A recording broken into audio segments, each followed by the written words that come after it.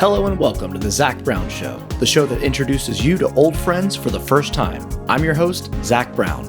On this episode, I talk with Todd McCartney and Brian P. Miles of the Retro Disney World podcast and the Lake Buena Vista Historical Society. We talk about picture and video restoration, creating their podcast, putting on an incredible fan event, and the coldest water fountain in all of Walt Disney World. Our conversation right after this. Come on in to Carl's Arcade, where we have all the hottest video games, including Legend Seekers, Ninja Academy, and Jackalope Hunter. Wow! You're darn right, wow.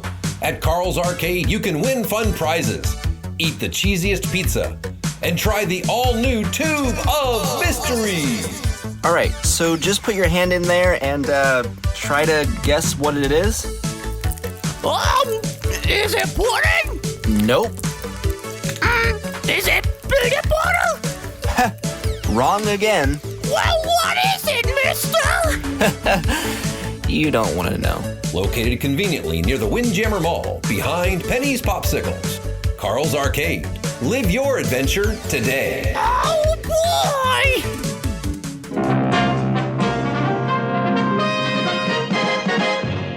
boy! Attention, please. Eastern Airlines Flight 19, now ready for departure. Welcome aboard the Walt Disney World Express Monorail. Now, ladies and gentlemen, we're entering the vacation kingdom of the world. There's enough land here to hold all of the ideas and plans we could possibly imagine. Well, these days there are more Disney fan sites and podcasts that anyone could ever keep up with, and with more popping up every single day. But there are some sites that stand head and shoulders above the rest. One of my absolute favorites is the vintage powerhouse that is the Lake Buena Vista Historical Society and their Retro Disney World podcast, a show that takes its listeners on a journey back in time to the vacation kingdom of the world. Tonight, I am joined by two of the four society members. First, we have the founder, Todd McCartney. Todd, how are you? Good, Zach. Thanks for having us on. Appreciate you doing this and looking forward to our chat. Absolutely. And then we have who I lovingly refer to as the mayor of true Diz Twitter, Brian P. Miles. How are you, Brian? Greetings and salutations from the city of brotherly love. I love it. Gentlemen, thank you for being here. Welcome to the show. Thank you.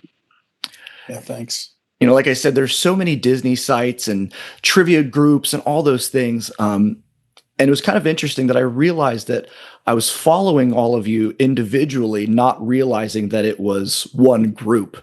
And then when I discovered the podcast and everything, I was like, oh my gosh, this is really fantastic.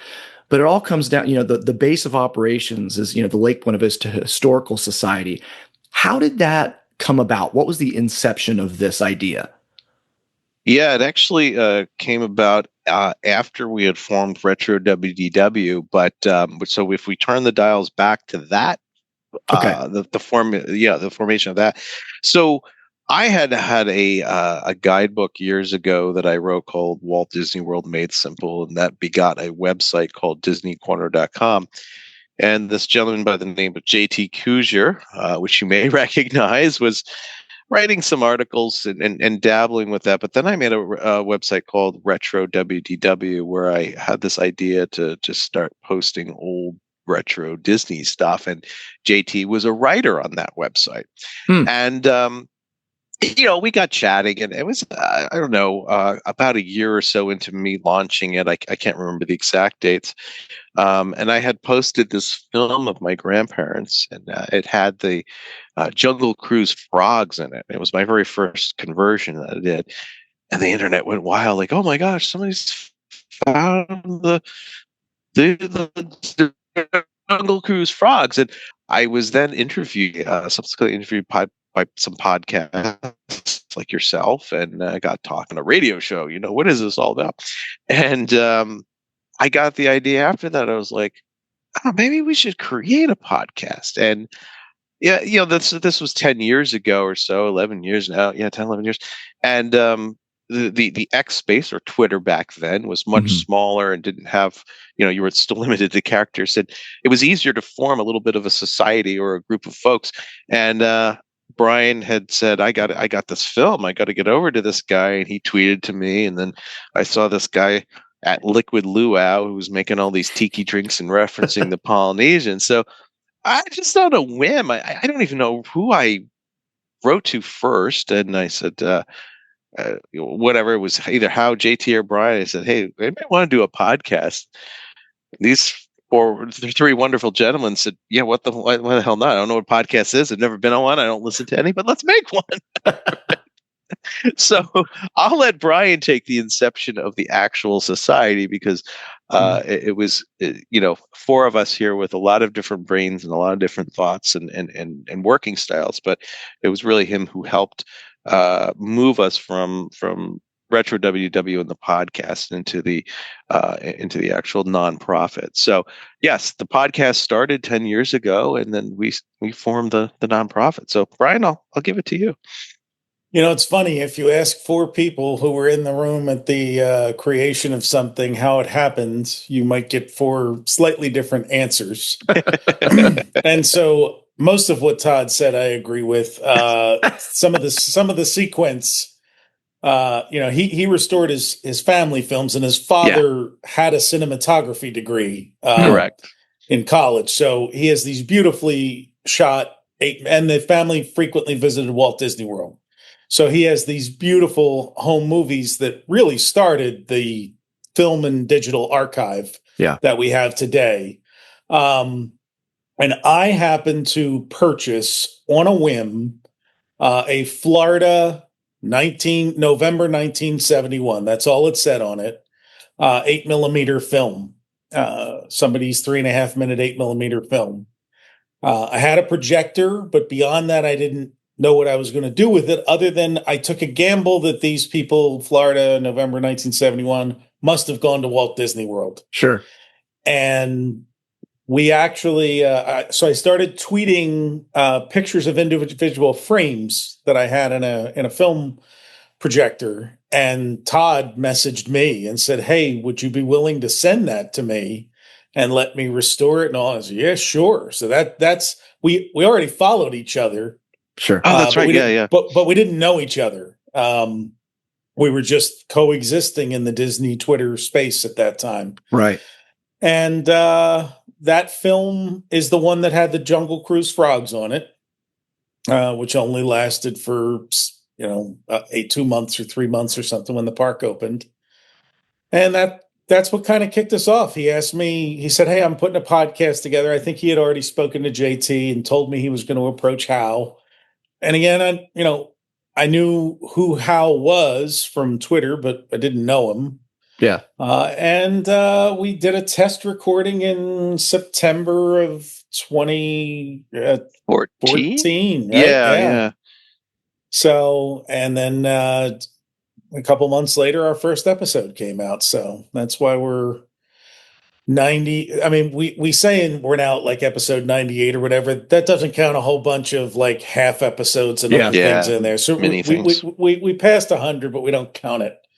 They're not our album releases. We're only at 98. Exactly.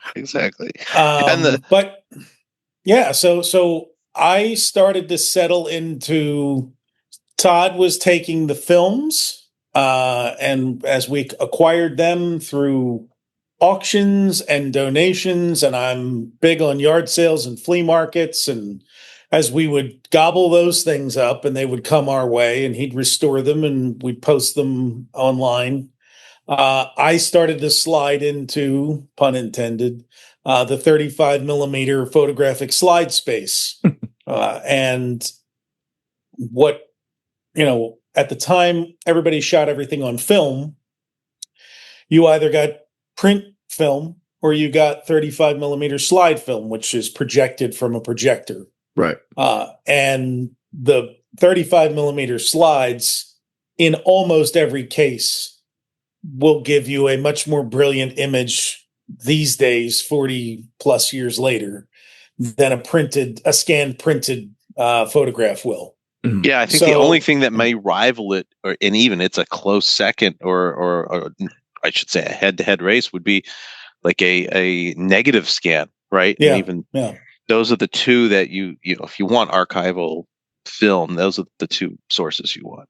So the slides and the 8mm home movie film occupy largely the same space, which is from the time of Walt Disney World opened, 1971 to about the mid 80s. As video cameras became more prevalent and easier, and you could record longer, and the media was cheaper, and you didn't have to pay to get it developed. Shooting your own 8mm or 16mm movies on actual film became cumbersome, and people quickly migrated away from it. Right. It was also extremely expensive for the time. It was. The flip side being that it gave you the best pictures. Oh, sure. Absolutely. So to this day, it rivals. You look back at them today and you're like, wow. We can now take footage with all the technology we have. We can take footage that was, shot 50 plus years ago and make it look like it was shot yesterday. And it just... We could put Forrest Gump right in there. That's right. Right. We could put him in there. So a lot of our work has focused primarily on the first 2 decades of Walt Disney World, because that's where there's as people die off or their family gets their home movies or slides converted.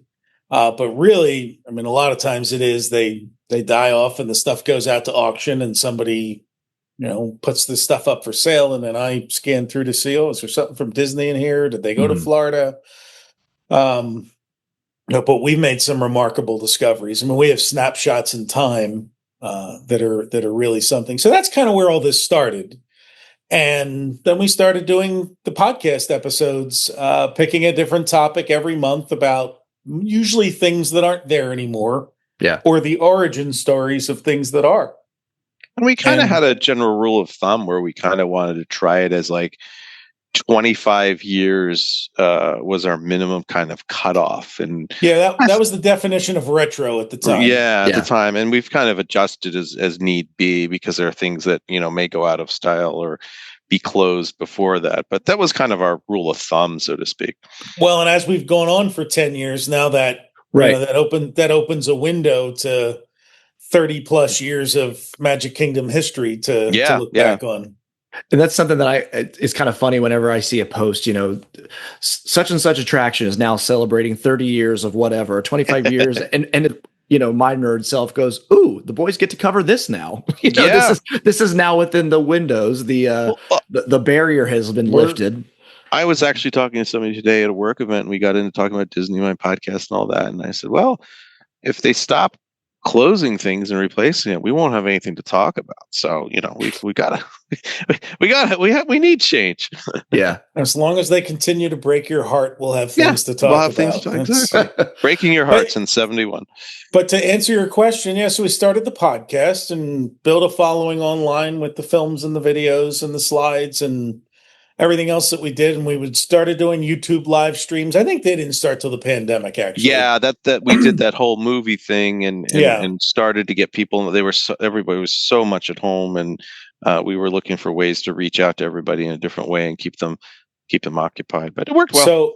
So we did our first event down there, which was actually a Lake and Lagoon tour. I'm actually wearing the shirt tonight. Yeah. But we did a Lake and Lagoon tour. We're in the middle of, during the lunch break, during a D23 Destination D, we rented out all of the boats from the Contemporary Marina. And each of us led tours of Bay Lake and Seven Seas Lagoon to point out things that used to be there and remnants of things that once were. And I think the best part, Brian, was that we couldn't pre-reserve them, so we had to run out there. And the poor people at Sammy Duval, wait a minute, you want how many boats for how many people? And you wanted what 3 times over the next hour? We even had, it was such, Zach, it was one of those things where we even had standby people at the other monorail resorts. Wow. Yeah. So that if we ran out of boats at the Contemporary, we could just tell everybody, okay, quick, get on the monorail, go to the Polynesian. Yep, we've got 2 boats there rented for you to go. Chaos. I mean, it is something only youth and hubris would do. We would never do that today. No, absolutely not. But when we got home from there, Two things happened. One, the stage presentation that Disney does with Destination D and the archives and D23. I kept sitting in the audience and saying to Todd and Hal, and I said, we can do this. Like we can do exactly. Unfortunately, JT wasn't there for that one because his wife was about to give birth to their daughter. Fair enough. He gets a pass. He had a good excuse, and we forgive him. But so I got back and I said, we can do that. And then through the conversation, I said, we really ought to look at what we are as a historical society. We should look at being a nonprofit because we had paid. Actually, we had a cast member friend who rented several of the boats for us. Yeah, and we ended up getting the 50% cast discount. Nice, which was nice. But we really just kind of, looked at that. Todd is a details guy, so he figured out what was necessary for us to create a nonprofit, and we came up with our mission, which was to preserve and protect this historical material of Walt Disney World and Lake Buena Vista in its early years. And we managed to get through the federal and state of Florida processes to get approved, and we've been operating as a nonprofit for 8 years now. 9 years. Something I think like it's that. 8 years. Yeah. And after we did that, Brian was really, he says, "Oh, can we do this event? Can we do things like D23 and everything?" And we decided to kind of like test the waters, I guess, in a way, Brian, by contacting Disney, and we did another lake and lagoon tour. And we, on a whim, we said, "Look, I want to pre-rent some boats." And we said, "What boats can you get on the water of Bay Lake for us?" And lo and behold, I was down there and I had asked for a name, and they wound up giving me a name that I should talk to. And we were able to get the old Animal Kingdom Discovery boats. Great. Discovery River boats. And they somehow, they were using them, correct me if I'm wrong, Brian, but I think there was overflow, right? They use them at busy times. They'll put them out there because they hold more people than most of the motor launches do. But what they use them for, where we learn the terminology, they used to, I don't know if they still do, but they would do pirates and princess cruises. Yeah. So in the evenings, there was a whole thing where Peter Pan and Captain Hook would come and meet the kids in the ballroom of the Americas, and then they would load them onto the boat and they would do like a little pirate thing. It was basically a kids club experience. I don't even think the parents could go with them. Right. Interesting. Disney cast members and kids club on the water. Them. Exactly what it was. And so they said, "Oh, you're talking. So when you call this number, you want to tell them you want the Pirates and Princess boat." Yep. And we're like, "Now that's what we want." So we called, and like the guy talking to Tom was like, "Really?" Like, "Yes, we want to. We want to hire this." Like, and they really gave us two great. The skippers were great. Yeah. Yeah. The captain and co-captain or skipper. The skipper and Gilligan there. Gilligan. They were two guys who had actually worked on the Seven Seas Lagoon for 30 years. Very cool. As we were riding around and saying stuff in our narration to a boat full of like 50 people, they were saying, "Yeah, actually that was right over there." Like, and so they loved it. They had a great time. As we were telling, they got us right up to River Country. Fantastic. They just pulled the boat right up. Same thing with Discovery Island. You could reach out and touch it. We were so close. And then when we got to the sneaker tree and we're telling people, "Oh, so the story is the cast members get they're standing behind us, nodding their head. Yep, that's right. The last day someone's on the river, they get to throw their shoes up there." So it was just really a lot of fun. Yeah. That's cool. And it was our first really introduction to working with Disney for events and understanding, a little bit about the process and everything. But it was wonderful because having those boats out there, it was, and look, let's be honest, the reason they gave them to us is like, well, yeah, these boats are doing nothing during the day. We'll take a little bit of money for this. And it really was like Todd talking to a boat captain during like just park to resort transport to find out who do we call and what is this boat called. Yep. Yeah. Because like no one at Disney seemed to know what we were talking about. But once I remember calling you, Brian, or messaging you like, "I got the contact information." Like, we figured it out. But I just love that the guy basically goes, "Just tell him you want the Studebaker," and you're like, "Okay." Yeah, exactly, exactly. Won't you gentlemen have a Pepsi? Yep. So that's a Spies Like Us reference for you kids out there. So we did that, and then a couple of years later, during Epcot 35, I guess, was the first time Now D23 was doing its Epcot 35 event in 2017. We decided the night before that we were going to try to host our own little reception celebration, which ended up being in the Living Seas lounge. And we had Disney legend Tom Nabby there and ended up with Disney legend Bob Gurr there. And it was just kind of our first go round. We had some neat things to display. We gave out a great gift. We recreated in an edible form the cake that they had for Epcot's. I guess it was for Disney World's 15th anniversary. Yeah, right? it was the. So it was Epcot's 5th or 4th anniversary, I guess, when they did it. But we had they had this cake out front that you could take your picture with, and we had their chefs make it for us and served it to everybody. It was the most expensive cake I've ever purchased in my life, but it was worth it. Yes, it was. Yes, it was. And so that was the start of it. And 2 years later, with a leap of faith, we decided to book a ballroom and try and do our own little mini Destination D. And we're now about to do our 4th or 5th? Fourth. We have fourth ballroom event. Yeah. Okay. There you go. So we've just painted this big, broad landscape of what you guys do. And I think it's so cool because I'm just sitting here giddy and I'm so excited for you of all the things you've gotten to do and that you will do. But I kind of want to unpack kind of the different ones if we can.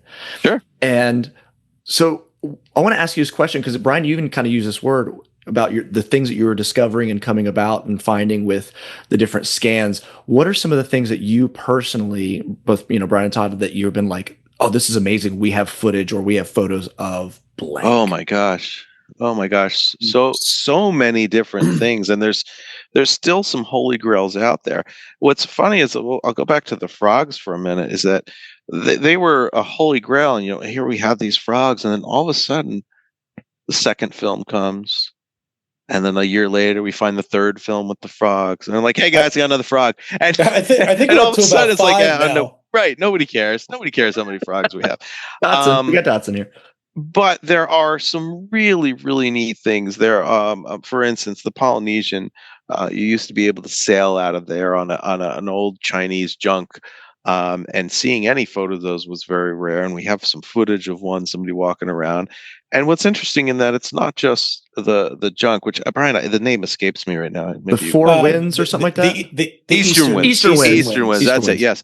And it's things like the copper lanterns that are atop of the stanchions around the dock at the Polynesian. They were so new; they were bright copper. They hadn't turned yet. They hadn't had any patina on them yet. Wow. Also, stumbling across, we have a recent one. I'm not going to spoil it, but because we're going to show it at our event, so I can't really talk about it. But has something to do with Seven Seas Lagoon. It's fairly rare, and really nobody's ever seen it. So, like, stumbling across that. Brian has a very astute eye for menus and food on plates and different things and signage. So we've done some enhancing of photos and have figured out Armed Forces Day. Right, Ryan? We've got a lot of those different things. Anytime we get footage wasn't extremely rare, but it's rare enough that good footage or anyone taking slides inside the resorts or inside the shops in the parks, or inside the shops at Lake Buena Vista Shopping Village once they built that. Because let's be honest, you were spending money on the film, right? And for your family, why would you spend the money to take a picture of some cash register? Right. If you look back through your family's lifetime of photographs, if you lived in the pre-digital camera era, the photos you have in the mall are of you visiting Santa or the Easter Bunny. Yep. Right. But nobody just walked into Walden Books and took a couple of pictures, or went into Wicks and Sticks and took some pictures. Yeah. Those are both stores that used to exist, kids. Absolutely. They were next we to are. B. Dalton's and They were Babbage's, I believe. Here we are, Yes. Parisians. Yes. and or Things Remembered, or any of those stores that were in every mall. And now I'm on a Facebook group that's just nothing but old Radio Shack employees. They took a lot of pictures in their stores because they had to for management reasons and stuff. So it's just so cool to see them. Yeah. So when we get a photo of, we were talking a few episodes ago about the clock shop.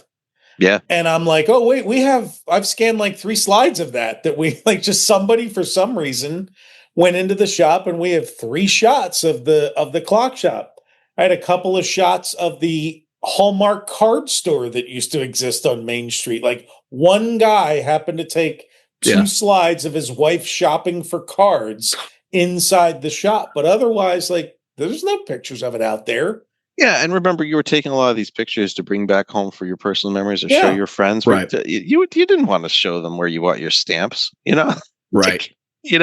So that rarity of inside, and also Brian has made some good points on previous podcasts when we've talked about this, is that, if you had a movie camera, you were lugging that thing around, right? And did you want to risk taking that camera to, say, the water park? Probably not. We all have these wonderful waterproof phones or water resistant whatnot, but you didn't take it. You didn't risk it. That was a multi-$100 device, and that was a lot of money back then. Sure. So to lug that thing all day and then decide, oh, it's a 90-degree day, I'm going to take it to the water park so I can record the kids, or film the kids on the. No, it didn't happen. So when you get those and you pop them in, they feel like holy grails because they are. Right. They're just things that just never occurred to people. Anytime you're at the Polynesian, the Contemporary, River Country, at the resort pools, people didn't take their movie camera to the pool. No. Right. So when we get shots of that stuff, man, it's like, whoa, look at this. Yeah. And what's interesting too is it's not just the shot that you're looking at. You're looking in the background for the different things that pick up on it, and you might see the eastern winds. I know we have one shot with Magic Kingdom looking out, and there's the eastern winds, or there's a water sprite that goes by. The original water sprites, I think they had a different name back then, Aqua something or others. But we got slides once Aquamouse? of a. I think that came later. There was water sprite and something else. Yeah, but it's just amazing. You don't expect to see those things, but you have to be a student. You really got to keep your eye out for them. And we came up with 2 or 3 slides of a barge fire on Seven Seas Lagoon. And we dated it, right? And we were able to actually pinpoint the date that occurred by, I don't know. It was like a newspaper article or something. Yeah, it was a newspaper article or something. I'm like, oh, this occurred. Yeah, it was the fuel barge, right? Yeah, it was like the fuel barge they use for the electrical water pageant or something. Yeah, something like that. Yeah. That was the pictures are really how I originally discovered you all. Like I said, I followed you on Twitter and didn't know that you were Retro Disney World and watching, but it was watching those pictures, and my brother and I would send them back, and I'd use them kind of for our own research or reference for things. And I mean, the backlog of pictures that you guys have is phenomenal. I mean, it's unrivaled.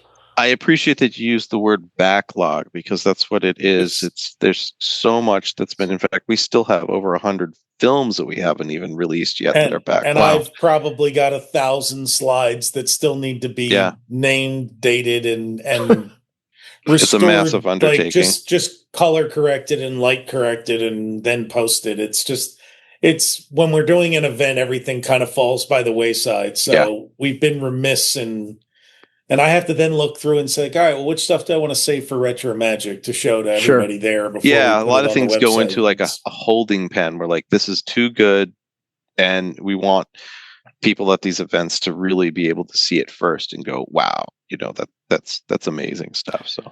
Because there's nothing like immediate audience feedback, Zach. I mean, when you get to show something and 400 people go, oh, Yeah, there's nothing. I mean, with the internet, everything is instant. You know what I mean? Absolutely. There's no build up. So for you to be able to have that moment without somebody going, yeah, I saw that yesterday. Thanks. But for you to be able to lay it out for people and people go, whoa, right. That's what a feeling. It's one thing to just put it out there. It's another thing to tell a story about it before you present it. So there's a higher level of appreciation. And also to remember, a lot of these things that are rare do have very rare stories about them, because they either didn't last long or for whatever reason. So yeah, it makes it that much more special when you can unveil things that way. Yeah. And something that you guys do that you mentioned earlier is the home movie nights. And I just think that's fantastic. And one of the best parts is the commercial pre-roll. Brian. Brian, it's so good. If for those that are listening that are aware of this, if you are not getting there early to watch the pre-roll, you are doing yourself a disservice. It is so fun.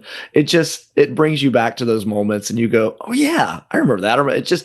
It's a simpler, happier time. And I thank you for putting those together. Well, we all used to, collectively, those of us under 15, we all used to watch the same television channels and see the same commercials. And so we remember the same commercials from our childhood or even adulthood that was advertising Pepsi or pizza or toys or cars and me being someone who's permanently has one foot stuck in the past. It's always fun to go back and, pull obscure things. And there's always a chat going on in the YouTube live stream. So I do get to see that, like, oh my God, my sister had that, Walkman, and I remember that toy, or I still have it, or so it's fun to go find that stuff, and especially the obscure stuff, and spring it on people as we ramp up and get ready to do our live stream movie nights. They're a lot of fun. I mean, everybody's go ahead, Todd. I was to say, I think it's fair to say that Brian's commercials are curated by hand.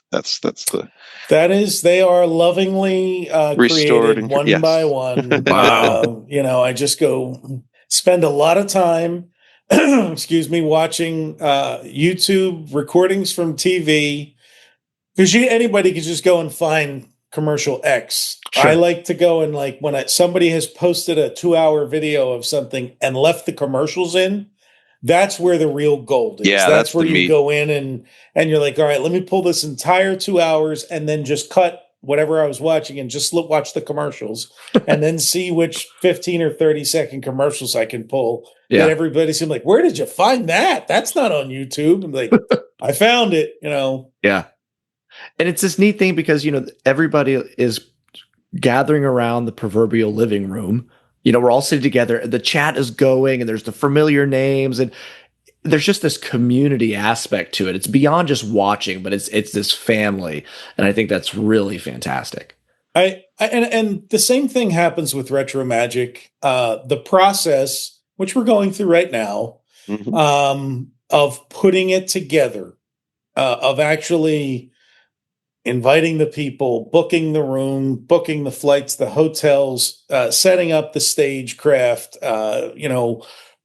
preparing all the PowerPoints, working, all of that. But at various points during what is about a 9-month process, the band is ready to break up. One of us isn't talking to the other 3 of us at some point, always, like, it's just, because it's just, you reach it's a boiling point. It's a pressure cooker. It's an absolute pressure cooker. But to your point, when we do movie nights and we are both interacting with each other, but at the same time reading the chat and getting that feedback from, as you've called it, this community of, it's just always a couple hundred people that are there watching and interacting. And when we get to Retro Magic and we're wrapping it up, we're up there for our final remarks. I'm an emotional guy. Todd's an emotional guy. At the end of the last one, we both had our moments where our emotions were getting the better of us. And we come off that stage with 400 people and these amazing weekends that we've had where these people get to meet their Imagineering heroes and tell them how much their work has meant to them. Yeah. And you get off there and say, I don't care how hard it was. We got to do another one. And, and so it is, there is a definite strain that it puts on us to do it. Yeah. But at the end, it has never not been worth it. What's that? You want a commercial? Sounds like a plan.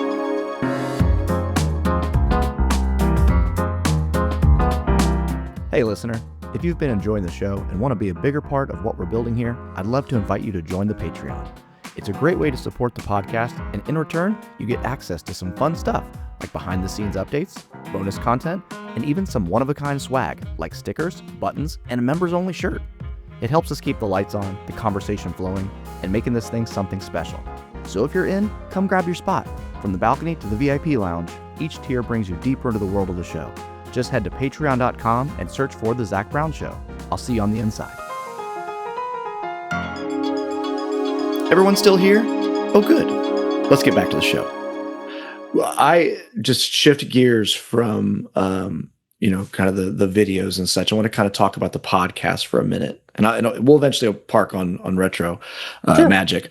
But I moved down here to the Orlando area in 2019. And when I first moved here, I was doing pest control. So I was spending most of the day either driving from location to location or walking around the outside of people's homes. And I was needing content. And this was right about this time, the first couple months, is when I discovered the podcast. And again, it was just, I don't know how I didn't connect the things. I was like, how many Disney podcasts does one guy have? But I figure what's one more? And the first thing that grabbed me was your intro music. And I went, oh, this is good. These guys care. These aren't just a couple of schmucks sitting in their living room putting this together. Like, there is some heart put into this thing. So who did the music? Because I just want to give them their flowers. If I recall correctly, we had tried a couple different intros, and it was really hard to get the feeling of what it's like to go back in time and think about, the glory days of Epcot and Magic Kingdom and all that. If I recall correctly, and Brian, correct me if I'm wrong, there's a gentleman out there, Joshua Harris. We had sent him some ideas, and he put that together for us. So we went back a couple times, and I was like, cut this from this off to that off, and he did a wonderful job taking the clips that he had, blending them together, and putting it together. And I'll tell you something funny. Internally, with the four of us, we've said, should we update it? Should we add in something about the studios or Animal Kingdom? And we took some shots at it, and it just didn't work. It is real. You know what it is? It was disconcerting. Yeah. Because we've gotten so used to 100+ times hearing that introduction. Yeah. It's iconic at this point. How actually went off on his own side project last year and did recut it with studio stuff added in when they opened the studios. And the idea of not crescendoing and opening the show and the opening of Epcot was I appreciate, this is not bad, but I hate it. I can't change.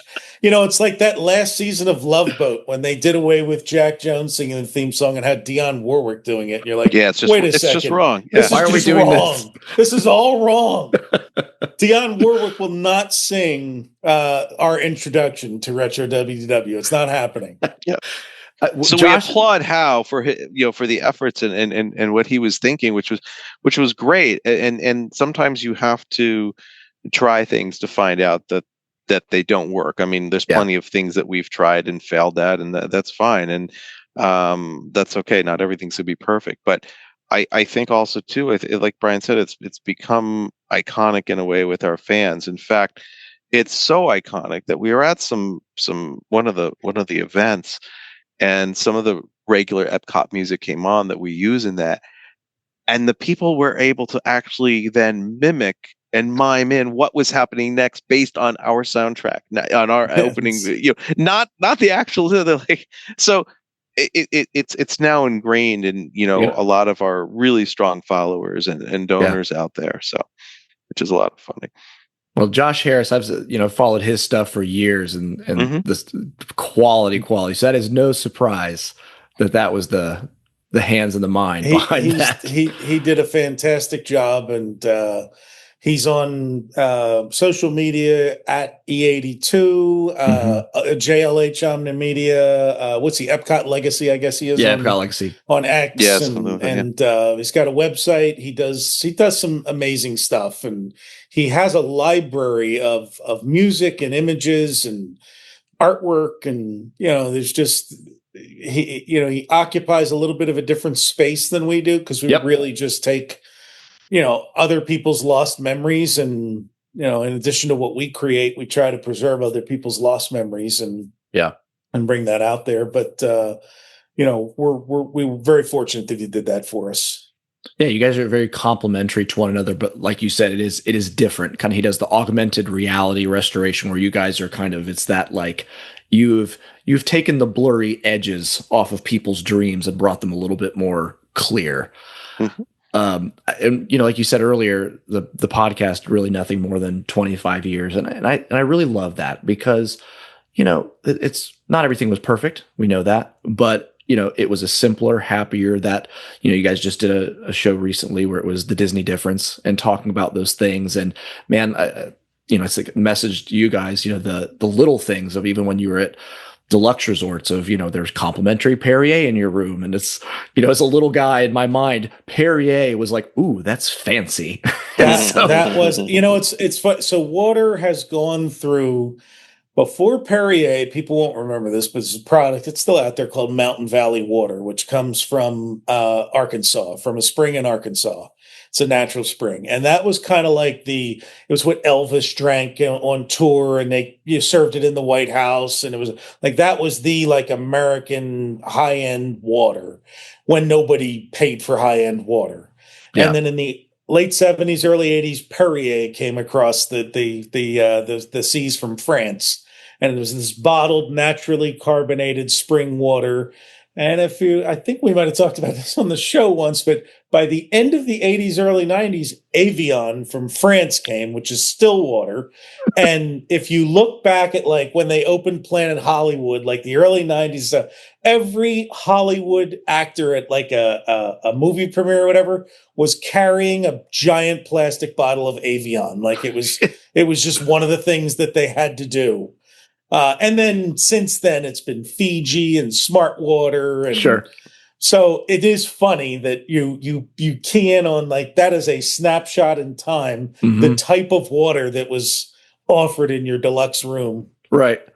And I love just that you guys focus on these things, because, there's so many things, Todd mentioned earlier, things do need to change, but, it's those things that our memories are built around is what you focus on. It's not what's going away. It's like, here's where they still live and where they're full of life and full of color, and the things aren't patinaed yet. And your approach to it is so great, because oftentimes you'll say, we're recording late into the evening. So I was just kind of, even though I know none of you are actually together, I was picturing just four friends sitting around with a couple drinks and just, sharing their memories. How did that shift? Like when you guys, again, like you knew each other through Twitter and whatever, but how did you start this clubhouse with people that you didn't know? What was that dynamic like? Well, the funny thing is that we didn't know each other's dynamic at all when we started. Which is terrifying when you think about it. Yeah. Looking back, it's like, we could have been all assholes to each other. Yeah. So, I mean, we are now and then, but that's the brotherhood we have. Sure. I knew a little bit about JT, but I never knew what he was like in person. And what I think is really interesting is that, part of it, I think, is just luck that the four of us have a very similar but competing views and thoughts on stuff that really lends well to a conversation that can see a lot of different sides and a lot of different angles, and we're not all all sitting there saying the same thing and going and nodding to each other. Yes, I mean, I don't have a problem, and nor does Brian, if we call each other out or disagree, and it's okay. Did we know that was going to happen in the beginning? Absolutely not. I mean, we had no idea how this would materialize, and I think there's we have a mutual respect for each other's thoughts and ideas about things, but we're not afraid to push each other and contest each other as well. And I think we've all taken a role a little bit too. We've always joked that JT's there to poke the bear. He asks the questions that you as a listener are asking. Yes. So but go ahead, Brian. I know. See, I'm going to let Brian go because I have to be a good boy here, and I'll disagree if I need to. No. I mean, the answer to the question is we didn't know if it would work at the beginning. Right. We also didn't know if anyone would listen. We're surprised so many people have.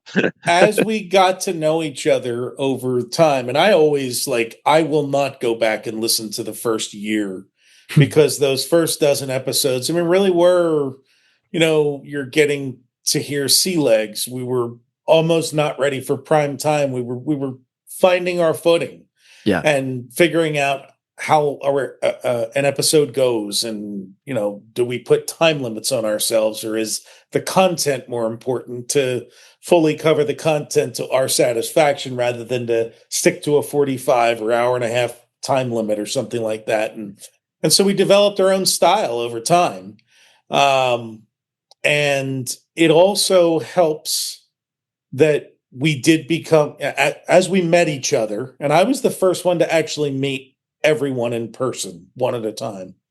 Yeah, that's true. Yeah, you went one by one. You had it was one by one. How I met down at a Destination D, and then JT. Prior to recording or after you started? No, it was after we started. Yeah. Okay. But it was the year we started. So we started doing the show. And then they did, I want to say it was Destination D 2014. Hal and I were there, and we ended up on the elevator together. And I'm like, hey, we had been doing this show. I mean, it hadn't been a long time. I think I know you. We'd been hey, all right. We didn't even make plans to spend time together there. Wow. It was just one of those things that kind of happened. And then JT came over one year for there's an event at a convention center not far from my house called RetroCon every year, which is mostly toy and pop culture focused from the 60s, 70s, 80s. So he and his wife drove in from Ohio, and that was the first time he and I met in person. And you know what, Todd? Was the time you were doing work at? Yes. Were we at Destination D, or was when you were down here for work and we met at Washington's Crossing? Correct. Yeah, I was in Camden, I believe, doing something for work at the time, and you came and picked me up. We went out to Washington Crossing. We went out to dinner to the Washington Crossing Inn, right? Correct. So that's where Washington crossed the Delaware. If you didn't pick up on the name of it, it's Washington Cross, not Lincoln. Very clever their naming. Confused. Yes. But that was the first time, and I don't. The first time I met JT was actually, I think at Epcot. I don't remember. 35. Probably the first event. Yeah. I think that one that he came down and we all did the boat. The Lake and Lagoon. We did the boat, and we did the D23 VIP event, which we went to the 3 lounges and got to walk Spaceship Earth. Yeah, which was amazing. Which was something. Which I want to talk about that in a minute. Sure. I just love this. Just even as you're just sharing this, it's like 4 brothers or 3 brothers and their funny neighbor. You're all together. The camaraderie, because it's so it's professional, yet it's not polished. You know that you're all doing this off the cuff and you're listening and you're not afraid to jump into each other, but it's not sloppy. There's a really cool, approachable aspect to your show, and I just love that. Thank you. I think we have to, on the topic that we're talking about, it's also a sensitive topic to listeners too, because you might be talking about something and giving our opinion on things, and sure, it's hard to, I should say hard. It's come natural over the time for us to really balance opinion with fact. Yeah. We've gotten more, I think, over the years too. It was more of a reporting in the beginning, and we've now entered a little more of opinion as we've gone on, which I think is good. I think it's a good balance, because people have their own opinions out there and may feel differently about things. But yeah, what you're seeing is really the natural conversation. And in fact, I think the 4 of us forget that we're microphones and mic'd up and recording. And And don't get me wrong, we have plenty of bloopers and silly things that have been said. I mean, I wish I could put them all out there because some of them are just not appropriate for audiences. But we've certainly we've had our moments. So Brian's laughing right now, going, "Yep." I mean, listen, I've always, after a couple of years, I think we've come to think of it as a brotherhood. I know I have. And as I remind people, I love my brother, but there are times I want to kill him. Yep. There we go. And that's anybody who has a family relationship, you understand that. Absolutely. This is no different.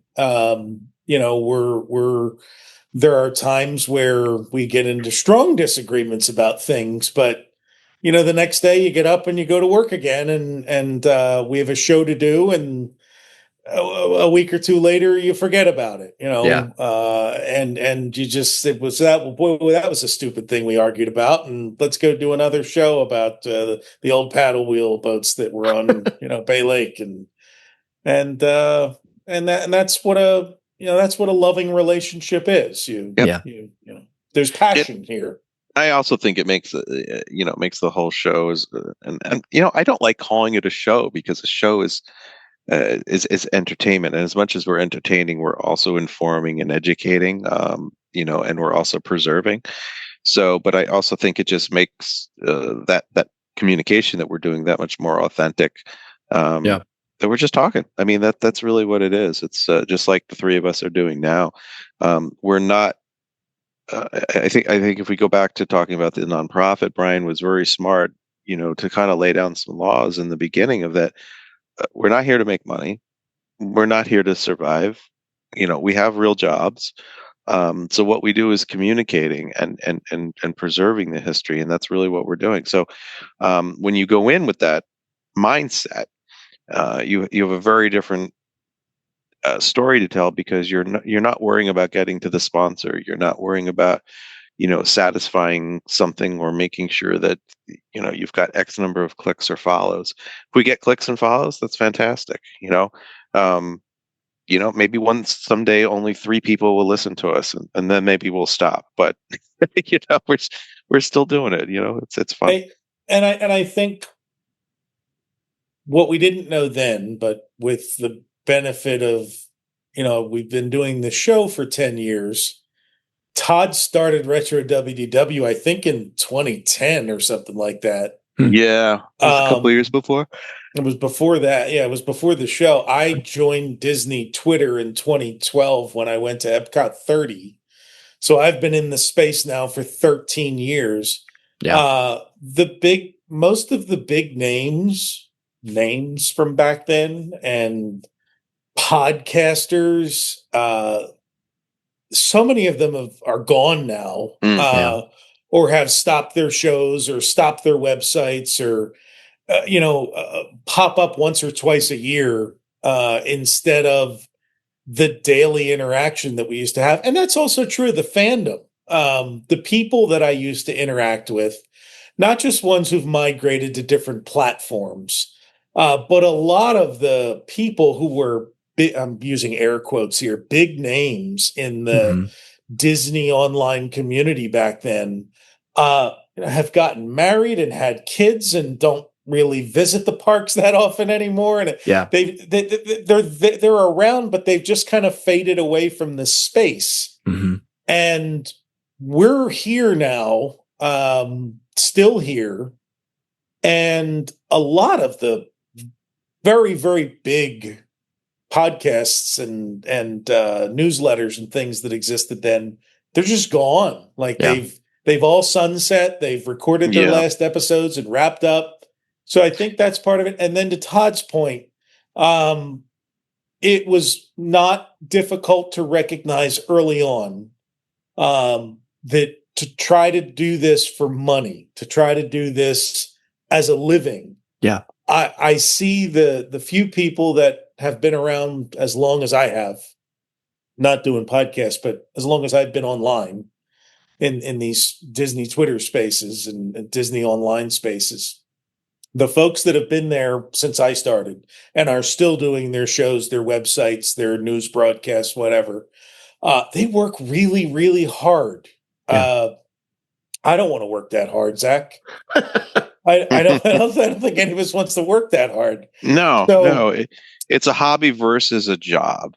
yeah, But and you're go still ahead. putting out such quality content, but it's, to me, it's not just how you do it, because you have the quality content that like the Crawford boys put out with Progress City Radio Hour, phenomenal. That's almost like collegiate dissertation style, where you guys, it's like a bunch of cousins hanging out and talking about that the best Disney vacation that you went on. And so there's just such a comforting feeling to, I think, your particular brand of this information, because I mean, everybody can talk about, say River Country, but the way that you four gentlemen do it, you invite people in to just sit, get comfy. And it's just the way you do it. I very much appreciate that you've kept this relaxed, but professionally put together. I know you don't like it, Todd, but show this recording. It's great. Well, I really appreciate the compliments, because we, like I said, we try not to be making it into something where we need to hit that next sponsor or anything. And I think it goes back to what some of Brian and the rest of us have really given great thought to over the years, is that Brian always said that, hey, this is something that I want to produce, whether it's a podcast or something we put online or our in-person events, something that I would want to attend. So, or would want to listen to. And they're what's interesting with the Disney community also too is things have changed over the years and the parks have changed.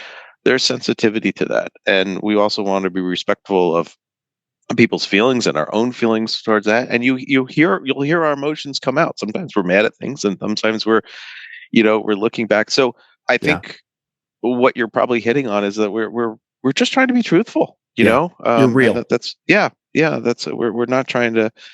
You'll never hear us do. Brian loves to do the ABC. Like we're not going to come on and be that way, right? We're just going to talk. I mean, we have our funny moments, but it's not. We're not going to be sensational. Let's put it that way. It's wonderful that you brought up Michael and Jeff Crawford and the Progress City Radio Hour and Progress City Great USA. I mean, Michael is one of those people that was far predates me in this space. And, I've told him before, like, Michael, you will forget more than I will ever know. Like he is an encyclopedia for this stuff. And it's funny because when you meet people like Fox Nolte or Michael Crawford, or, I can name half a dozen others, there are Hal Bowers, our own guy, how they are so smart and they know so much that it's intimidating to me. But when I express that to them, you will find them saying, well, I don't think of myself as like an expert. And I'm like, well, if you're not an expert, then nobody is, because there's always a smarter guy. There's always a smarter gal out there that has done more research or knows more about something. It's just a matter of being able to, I mean, I appreciate so much that we've managed to do what we do for 10 years and hopefully can continue to do it for a lot more. I appreciate that Michael and Jeff took all this stuff that Michael has in his head and have begun to release podcast episodes again to complement, his fantastic website that we refer to all the time. Same thing with Fox Nolte and Passport to Dreams. There's just so much stuff in there that it's a treasure trove. Definitely. And so it's nice that we have spaces like that to occupy, and that there are people who want to hear and learn these things. Yeah.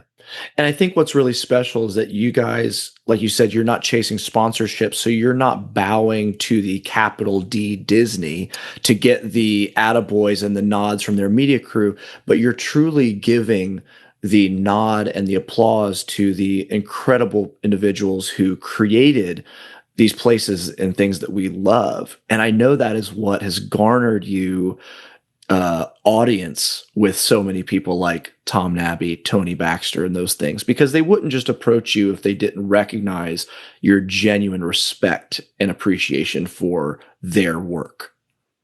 Todd did an amazing, amazing thing with Journey into Imagination, which is, I mean, we chased Tony Baxter for years, including Todd chasing him into the bathroom at Club 33 once, and could not break through that. Hey, come on our podcast or talk to us or come to one of our events. And he actually approached us when he watched our live stream of Journey into Imagination. He will tell you if you ask him, he will tell you that the story was that he found out we were doing this. So Tony actually drove away from one of his homes and to a place where he could get better phone reception. He has a home up in the mountains or something. In the mountains in California, and he drove down the mountain to some place he could get good reception. He sat in the parking lot and watched our live stream. Come on. And it's so funny because we were on it and there's like, okay, yeah, that's Tony Baxter messaging us like, this is amazing, guys. And we're like, what? Yeah.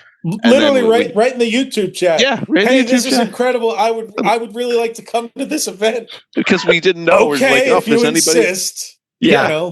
Yeah. So we've gotten to know Tony and he's coming to our next event, which is fantastic. But it's funny things that you do, whether it's restoration or photos or whatever, lead you in different directions. Brian's restored some slides and Hao has worked on some audio, and JT's written little articles and the videos we do, and they just pull in different people and different stories. And sometimes it can be something as amazing as bringing an Imagineer to an event.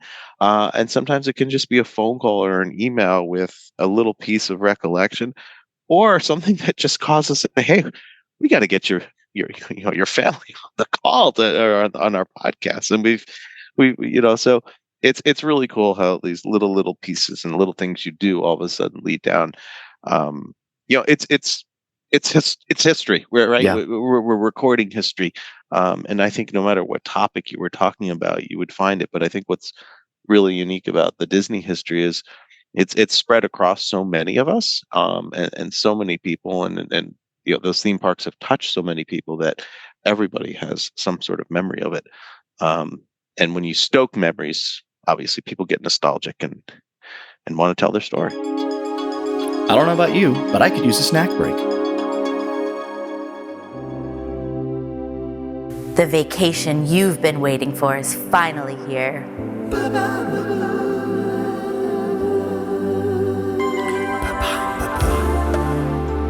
Make memories that last a lifetime.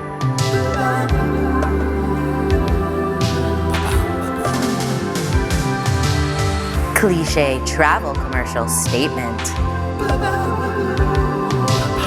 The ultimate escape is just a phone call away. Call 555-B-BAY for a free vacation guide. All right. Babambaboo Bay, a vacation like no other.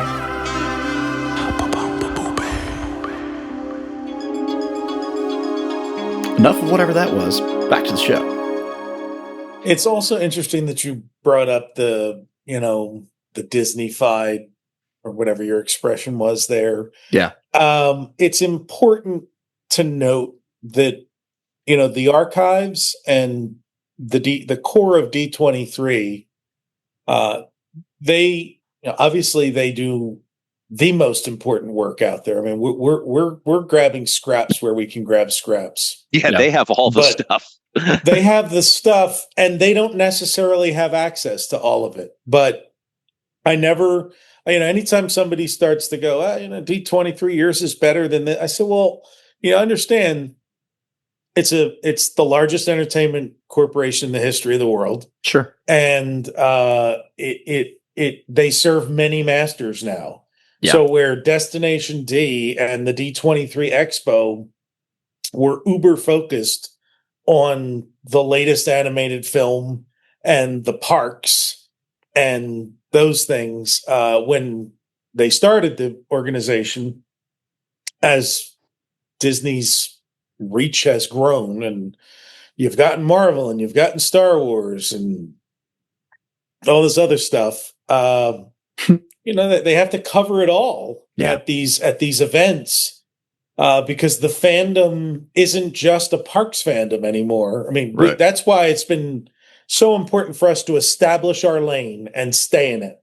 Yep. And so the only time I've said it's acceptable to deviate is, SeaWorld, a little bit of Universal Orlando, Cypress Gardens, Busch Gardens, which used to be in the first 2 decades, the Disney's good neighbor policy, where they would actively promote, hey, go to SeaWorld for a day. They'd be sure to stop by Busch Gardens.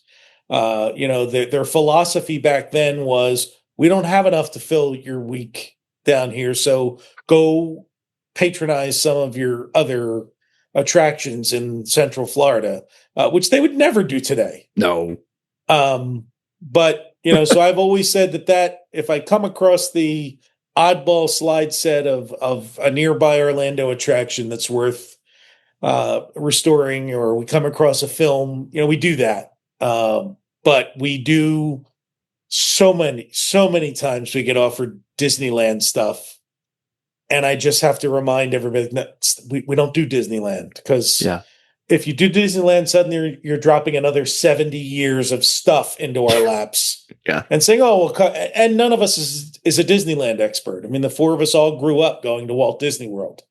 So that space is for the Crawfords and for Fox and for all these other folks who want to talk about the films and the Disney TV specials. And I just think it helps for us to just stay in our lane in Orlando. Yeah. Yeah. It's definitely the place and where we need to focus.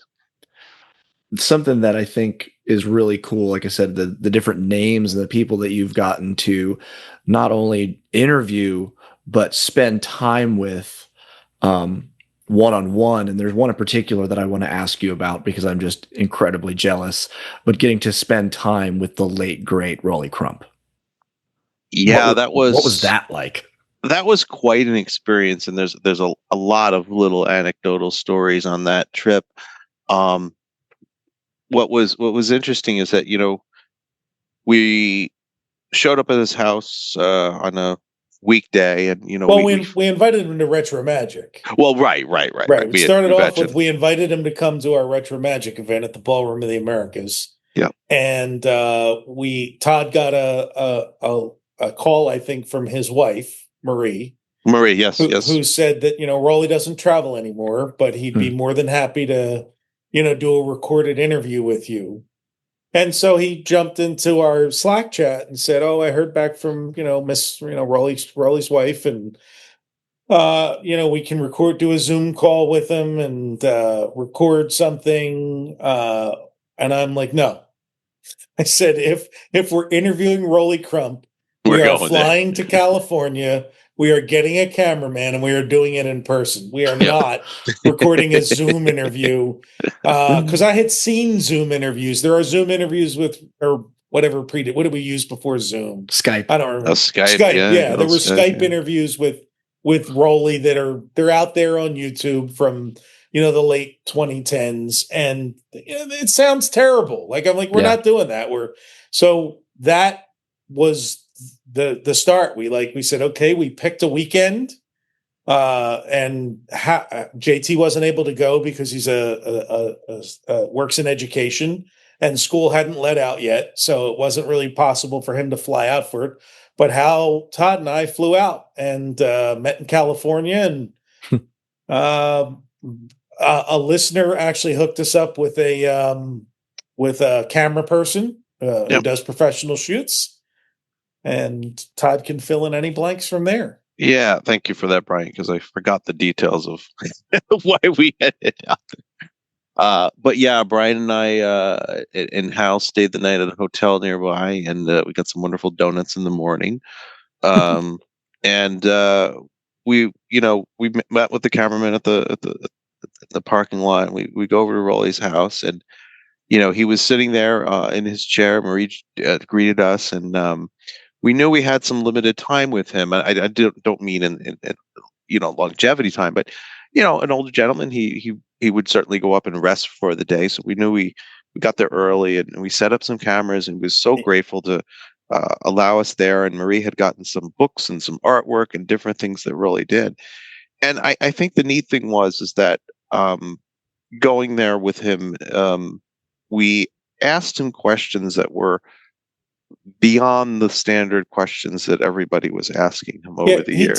He told us everybody always wants to interview him about Disneyland or about the World's Fair. That nobody ever asked him about Walt Disney World and Epcot. Right. And so I think to me, it was refreshing for him, and you could see it. And people said that Walt had a twinkle in his eye. I have to say that Rolly had a twinkle in his eye. I mean, just sitting there, and he was really genuinely happy to have us there. And I think the pinnacle moment for us, there were two or three, I should say, that I remember. One, thanks to understanding how Rolly had created a little spinner, brought with him those pencils, and he made the spinner in front of us, and he was absolutely tickled pink. And he said to Marie, "Go get some of my art. I'll sign it for you." And it's a hilarious poster. It's like smoke marijuana, and he signed it for us. It was a poster that he had done for this art show when he worked for Walt. Yeah, it was not Disney related, but Walt came to the art show, and he came when Rolly wasn't there, and so he asked somebody like, "Well, what did Walt think?" And he said, "Walt actually laughed. He got a kick out of it." So, Mr. Straight-laced conservative Walt Disney laughed at Raleigh's smoke dope poster. So. Exactly. So, two other, really interesting things is that, on the wall is a signed photo from Walt of a picture of Rolly and Walt together, which is just a fabulous, fabulous, piece that hangs on his wall. And watching Rolly tell the story of how they learned when Walt died and saying, I cried and I cried and I cried, and I'll never forget his words. He was all choked up, and he just says, Walt Disney never dies, and just, and that's how we ended our segment with him. Rolly was at, after we said our pleasantries, and he's like, I'm going to go nap now. And Marie was so gracious. She opens up the refrigerator, pulls out this giant tray, and says, "Come outside and eat lunch." And Rolly's taking a nap, and there's the three of us and the cameraman, and we're sitting there, and there's these little license plates with Rolly's name on it and some of his metal artwork out in the patio. And Brian looks at us and goes, "What are we doing here, man? Like, look at where we are. We're in Rolly's backyard having lunch, So it was a really amazing experience, and we got in touch with Maria after Rolly passed, and passed on our condolences, as well as our additional thanks again for having us there. And she was so gracious to hear from us and everything. So it was a wonderful experience, and I think the real culmination of that was when at the Retro Magic event. Obviously, he couldn't travel, but Marie and he agreed to do the Skype. So after we played all of his videos, we cut to a live feed to his house, and he was in his little orange jumpsuit again, or whatever you want to call it, sweater, waving at everybody, and then he was. Marie told me later that he was aghast when he saw the camera turned out, and there's 350 people giving him a standing ovation. So it's so cool. It was really wonderful. Yeah, it's we will frequently off camera or off mic, mock is probably the wrong word, but roll our collective eyes at the Disney corporate idolatry of Walt these days, where he's a commodity. Now a full animatronic, and slapping Waltisms on everything. And it is so much more impactful to have had the opportunity to spend time with people who learned and worked with and spent time with him, because the memories and the impressions that they leave us with are far more pure than the version of Walt that has been, idolized and immortalized over the last 20 or so years. So to just get that firsthand experience, it's not the edited version in the documentary or the D23 clip, whatever, just to hear it from the man's mouth, to be in his home. I mean, how special. I mean, priceless. Yeah. Go ahead, Todd. I was going to say, I don't know if anybody else but us or a somebody making a documentary would have included that footage of what we captured for him, because it was so genuine. Yeah. But it wasn't corporate enough for Disney to put in something like that. And when we zoomed out and it was silent, and I remember the audience watching it, and everybody was just, we all had tears in our eyes. It was just, It was so emotional.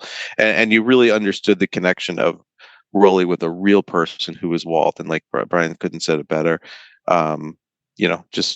It was just an amazing experience. And all their stories are like that. So, there was I don't know if it's CNBC or which one of them had a documentary they did back 20 years ago when Ward Kimball and Frank Thomas and Ollie Johnston and most of the 9 old men were still alive. And they did interviews with guys like that and Bob Gurr, and they all asked them about the day Walt died. And to a man, every one of them, Dick Nunes, the same thing. Buddy Ebsen, there's a clip of Buddy Ebsen, if you've ever found it, the actor who played the lead on Beverly Hillbillies and was in so many Disney films. Buddy Ebsen is interviewed telling people, I was driving on the highway and they said Walt died and I had to pull over because I was just sobbing. Yeah. I think to get the perspective of, is there a studio executive today that you could possibly, if David Geffen died, is Axl Rose pulling over and crying in his car? Yeah. That type of person doesn't exist anymore. And if you've ever worked for someone, and I have, who had that kind of, they were the center of the universe for the company. Yeah. And then suddenly they're gone. I guess the modern equivalent would be Steve Jobs and how many people were impacted by his death. Yeah. And felt emotion for a guy they'd never met. And then the people who worked for him and survived working for him, also were just torn apart by losing him. But go ahead.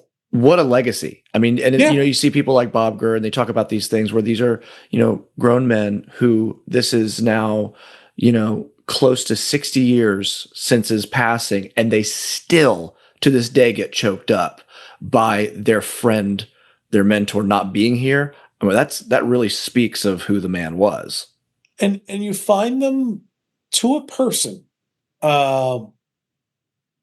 Rush, there are modern efforts to, what's the word?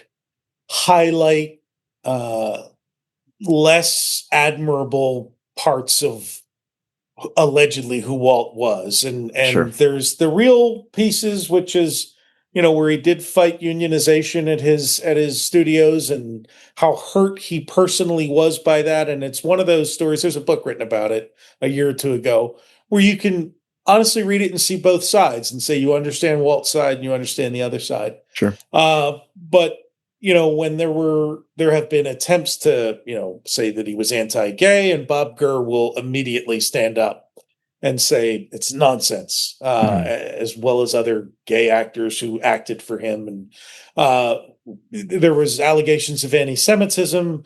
Robert Sherman, right out in front saying, wait a second, that is just absurd. Like, it never happened. The problem is, in another 10 years, 15 years, there aren't going to be any people left who were alive and worked with Walt or that knew Walt.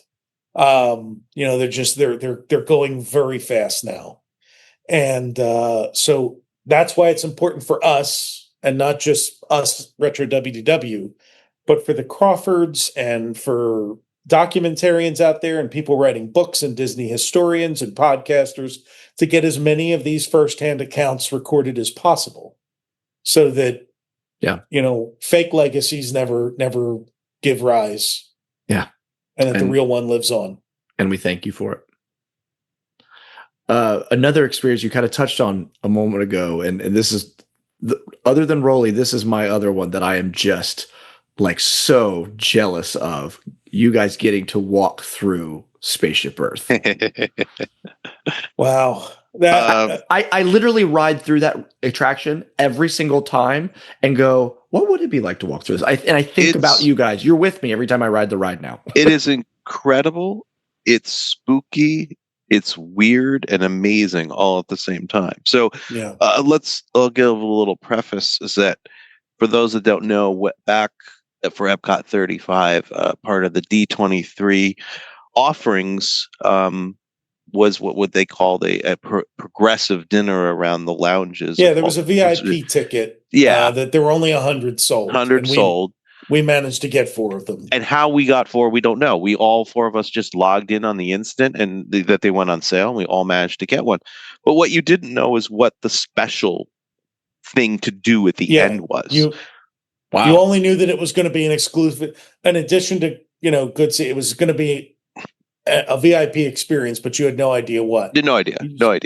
And so anyway, we had this wonderful dinner at different areas, and then they took us to the fireworks. There was cocktails in the lounge over Maelstrom in the Norway Pavilion. Then we went to and then there was appetizers like the salad and soup course in the GM lounge over Test Track. And then we all walked from Test Track over to the Living Seas and up to that lounge for a sit-down dinner.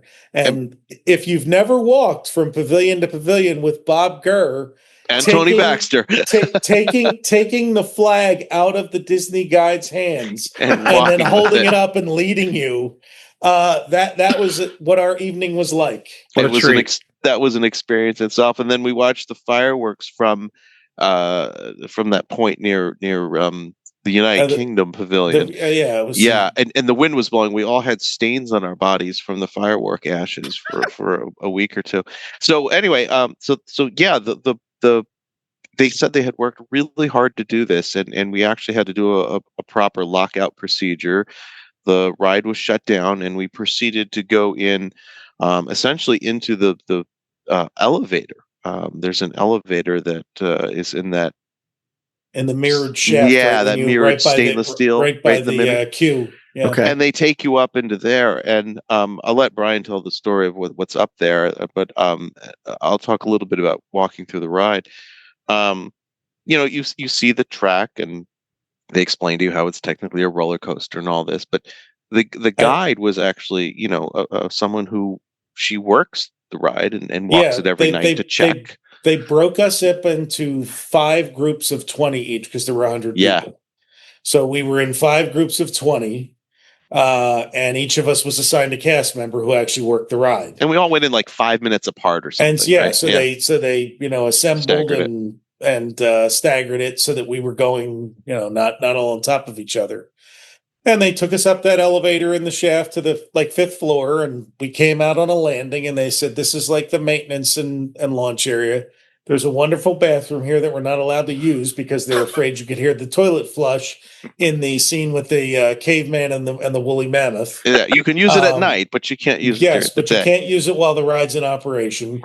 There was a water fountain there, and I always tell everybody it's the coldest water I have ever had in my life. That must actually come from the time of the woolly mammoth and the exactly. It's iceberg. It's glacier water. She's busy telling us secrets of behind the scenes rides. I'm like, guys, you got to try this water. Yeah, this water's amazing. Get over here. Water's great. But you walk up and you're doing some half steps, and then there's real steps, and then because as you know that the elevation changes throughout everything. I got to tell you, I'm a fat, out of shape guy. It was a hike until you finally got up to where the Greeks are sitting there doing their with the face mask and doing their little drama show. It was man, this is like climbing the art museum steps with Rocky in Philadelphia. Exactly. So we learned a few secrets, and I'm sure these are not real secrets, but I'll just tell them here for fun. By the way, the creepy part was that all the animatronics just stopped, and they're just standing there. It's like being at a haunted Macy's. You know what I mean? It was it was a little weird. But some of the interesting things, like Brian talked about the toilet and the water fountain, but in the ride itself, when you're in the telegraph scene, there's actually a phone in the basket that they can call down. So if they have to do evacs, there's a door there that leads to a staircase to get people out. So that door is actually real. The no selfie stick policy came about as of Spaceship Earth because some kid had a phone on a selfie stick, and it got caught on the robe of one of the kids admiring the Roman stories, and it pulled the robe off. So you had like a naked audio animatronic sitting there. So that wasn't good. And there were things like we asked her, is is the Roman film with the projector still running back there, and she's pointed out where the scent cannons came from, and I think what's really interesting is that you want to see stuff with the lights off, and then with the lights on. When you turn them on, it's amazing how much of a mess it is. Yeah, like the stages themselves where the audio animatronics are great, but you look off to the rest of the stuff, and it's just wires and cables and levers and things all painted black and stuff. When we got to the top, she talked about some other lore, which is true, which is like the record always changes in that family room, and nobody ever believes me when I point that out. They're changed, and actually, the cast members who walk the ride at night, they're the ones that change it. They have the opportunity to change it if they feel like it. So every now and then, somebody will put Mary Poppins up there. Yep. Somebody will put the Beatles up there. Somebody will put something else up there. So yeah. I'm waiting for Herb Albert. So Albert and the Tijuana Brass. Yeah, exactly. And then the logbook. Spanish Flea. Yeah, exactly. You got to play that right now. I want to hear it. So cut that in. And then the woman in the IT department on the right hand side in her amazing 70s garb. There's a logbook there, and correct me if I'm wrong, Brian, but I believe that as people complete their training for the ride or whatever, they sign that logbook. They sign the green bar paper. Yeah. Okay. Yeah. So it's pretty neat. But then you get up to the top, which if you're a listener of the show, you've always heard me say that the Walter Cronkite version was the most overwhelming.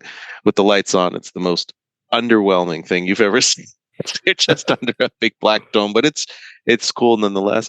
And then going down is interesting because it's harder than coming up in a way because it's really steep, but you get to see all the different things that have been blacked out over the years for the descent, that it was too expensive to remove that. Yeah, so to take things in and out of there, they have to use a big elevator. There's one giant freight elevator, and they have to remove there's garage door panels. There's a garage that comes up.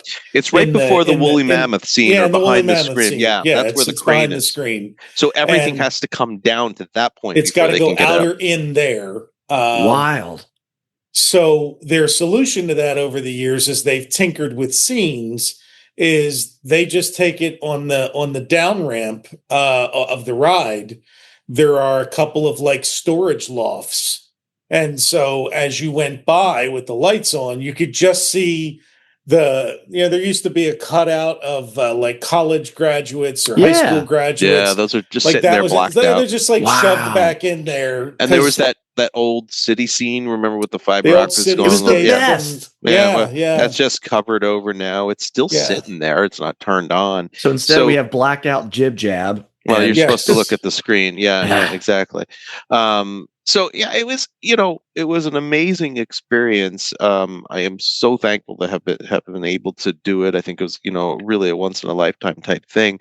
I wish I could have done the same thing with World of Motion and Horizons and Living Seas and all that years ago. But that aside, it was really, really worth it. So it was a lot of fun.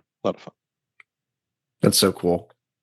And you guys, you're talking about the events and how you've kind of taken all these things and be like, how do we kind of culminate this? So it's all building up to Retro Magic. Yeah, retro so magic. Good. And we got another one coming up. Who was the one that said, guys, I've got an idea? I have to point the finger to Brian on that. After we did the the Second Lake and Lagoon tour, Brian's like, oh, come on, we can do more. If you haven't figured out by now and listening to us, we joke that we're the four Beatles. Brian is McCartney. I'm Lennon. JT is Ringo, and yeah. and Howe is Harrison. George Harrison. I mean, it fits us to a T. So tracks. So if you have to ask where certain things came from or who does what, just go by that handy guide. That's great.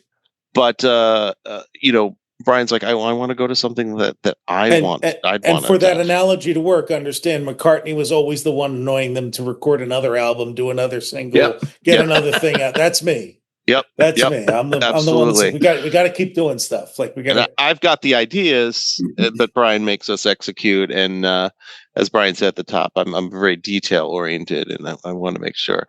But I'm not running off with Yoko. I'm happily married. So, and Brian is the Columbo going. One more thing. One more thing. Yeah, exactly. So yeah, Brian said, "Hey, we should do an event that we want to go to," and we did our first Retro Magic, and what we learned in that was how to put on a show, how to bring people in, how to work for a hotel block, understand the world of catering and deposits and all that stuff. So it wasn't just about and audio visual too. It wasn't just about, hey, let's get some people together, put them in a room. Yeah. As Brian pointed out earlier in this episode here, is that the amount of effort that goes into and the checklist and the production that we have to put together and is daunting, to say the least. And that's why it takes us 9 to 10 months to do this. So that first one, we learned a lot. So for those listeners listening in right now that may not know what Retro Magic is, it's the culmination of bringing people together for Disney history. So what we do is we bring Disney Imagineers, ex and even a little bit of current people who have worked on at the parks, musicians. We've even had some dancers before. And also, for the first time this year, we're bringing in additional historians that have, done their own research in history.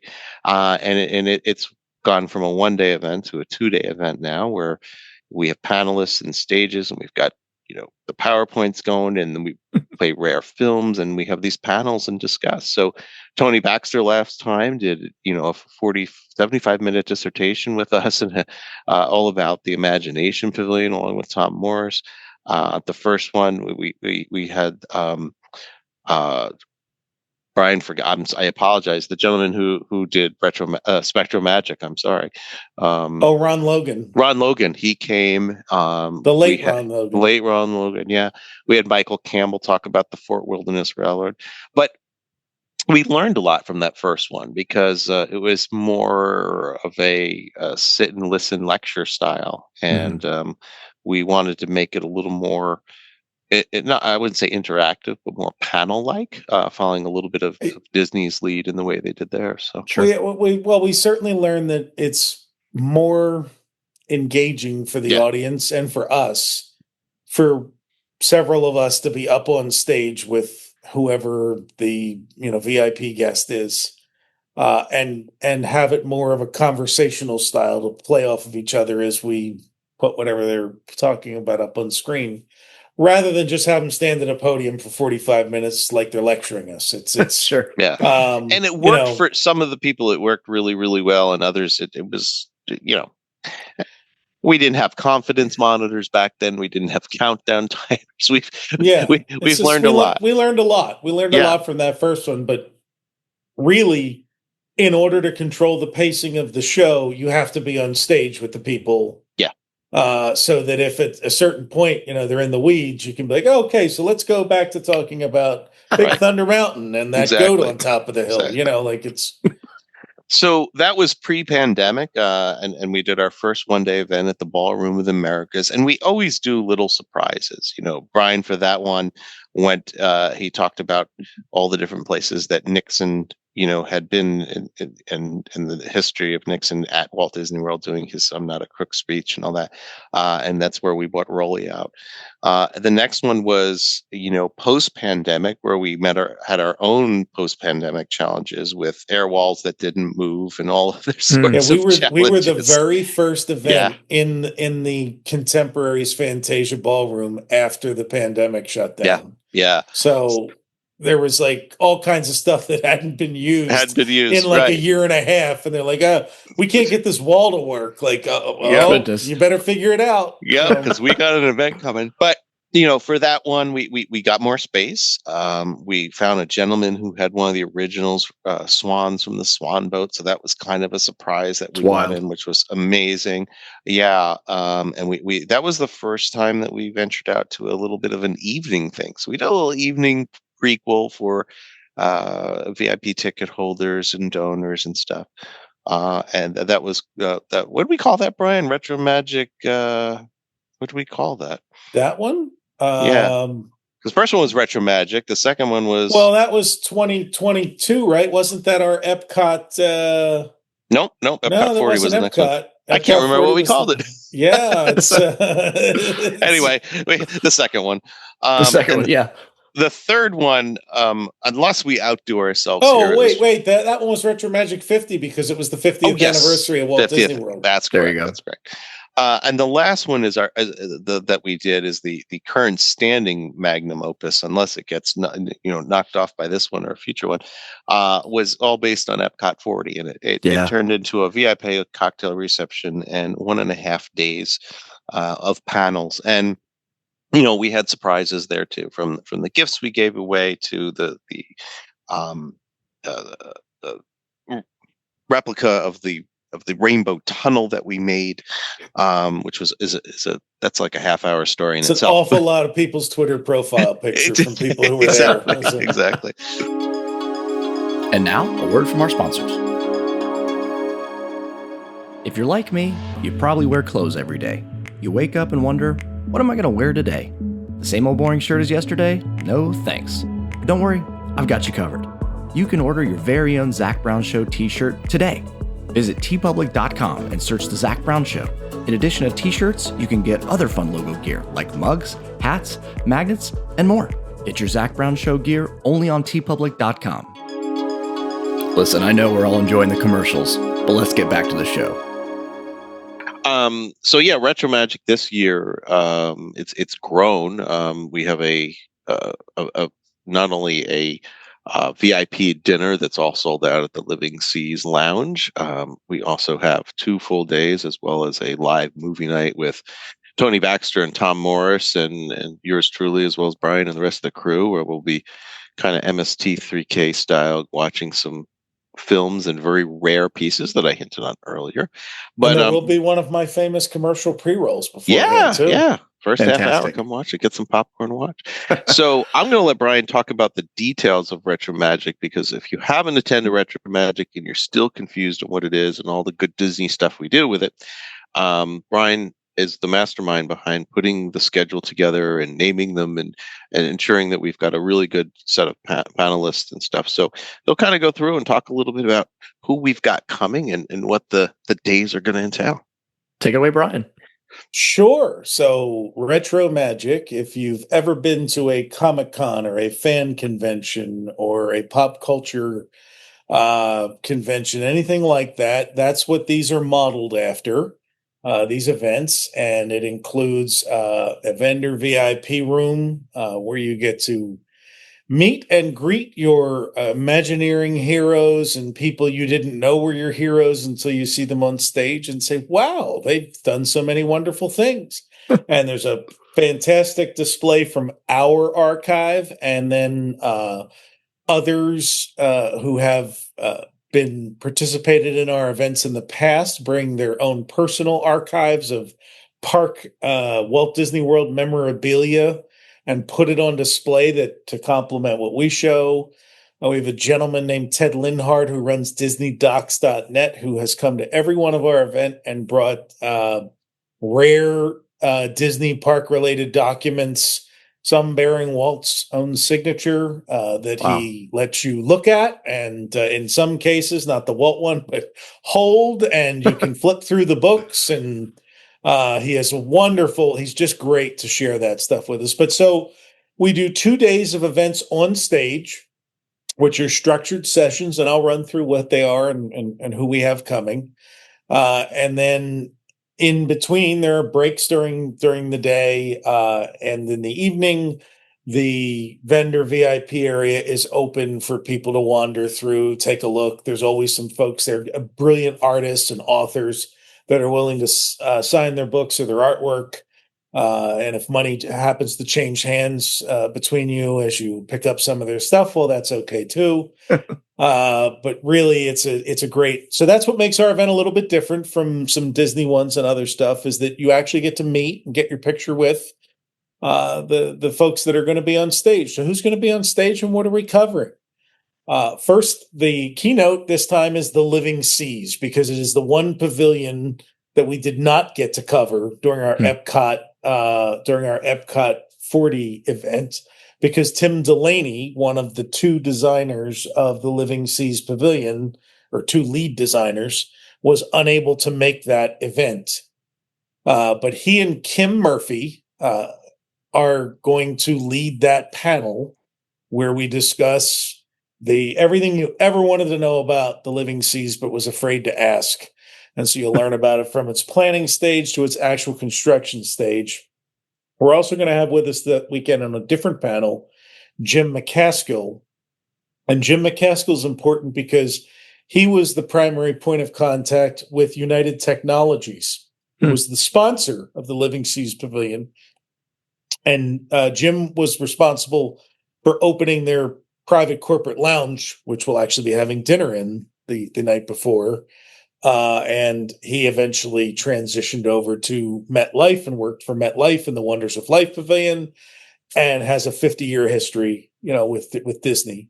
But so that's the Living Seas panel, and there will be some other folks who worked on the Living Seas that are based in Orlando who will be joining us, but that hasn't been fleshed out yet. Who's going to join us?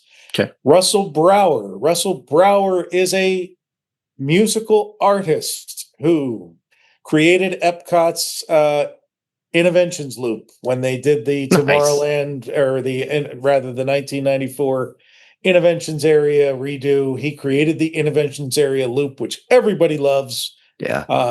So iconic. He did the Living Seas area music with George Wilkins, our late friend George Wilkins, who was at our 2022 event. And Russell, outside of Disney, also is known for. He also did, by the way, the Stepping Tones. Nice. The Imagination Pavilion. Imagination Pavilion, Stepping Tones. The music sounds for that. So all kinds of little bit, blip, blip, blip, blip, blip. Yeah. That's his stuff. So naturally, he's made his living outside of Disney doing music and sounds for video games like World of Warcraft and Diablo 3 and StarCraft 2. So if you're a gamer, you get the added benefit of getting to meet Russell, who's famous in a whole other realm outside the Disney parks. So Russell was with us for our last event to participate in the Imagination panel. And I think he got to talk for all of about 3 minutes up there with Tony Baxter and Tom Morris and these other folks. So Hal just said to us that we have to bring him back for our future event to have him talk about the music that he's created in the parks. And we're happy to have him back because he's a wonderful guy. The Muppets at Walt Disney World. So with Muppet Vision going either on hiatus temporarily or permanently, depending on what they have planned for them, Paul Osterhout, who was the lead Imagineer on the Muppet Vision 3D project, will be joining us that day with some of the people who helped him work on that, not just to talk about Muppet Vision, but also to talk about all of the other planned Muppet projects, some of which didn't come to fruition after the loss of Jim Henson. But Paul has some great stories of working directly with Jim in his final weeks, and how the Muppets still came to life after that. So, and that's not Paul's only panel. Paul's also going to be taking us back to Love the 90s. because one of his projects after the Muppets was he was in charge of the 1994 Tomorrowland reimagining. Ooh. So all of that Tomorrowland 94 goodness and the futuristic robot and the Kugel Ball and the Timekeeper project with Robin Williams and the Carousel of Progress update that was done in 1994 and lives on to this day.